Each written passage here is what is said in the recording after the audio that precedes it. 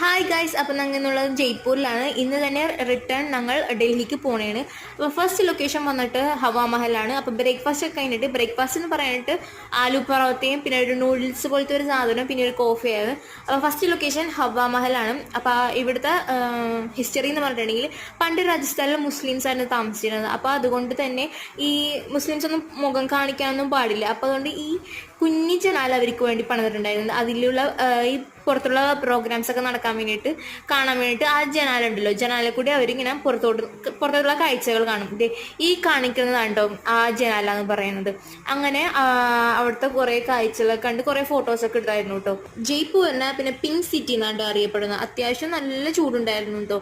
തണുപ്പ് എന്ന് പറയുന്നത് ഏകദേശം തണുപ്പേ ഉണ്ടായിട്ടുള്ളൂ. ഇവിടെ നമുക്ക് ഗൈഡ് ഉണ്ടായിരുന്നില്ല. ബാക്കി ഇനി നമുക്ക് 2-3 സ്ഥലത്ത് പോകാനുണ്ട്. അപ്പോൾ അതുകൊണ്ട് ഇവിടെ ടൈം കറക്റ്റ് ആക്കണമല്ലോ. അപ്പോൾ അതുകൊണ്ട് ഈ ഗൈഡിനെ വെച്ചിട്ടുണ്ടായിരുന്നില്ല കേട്ടോ.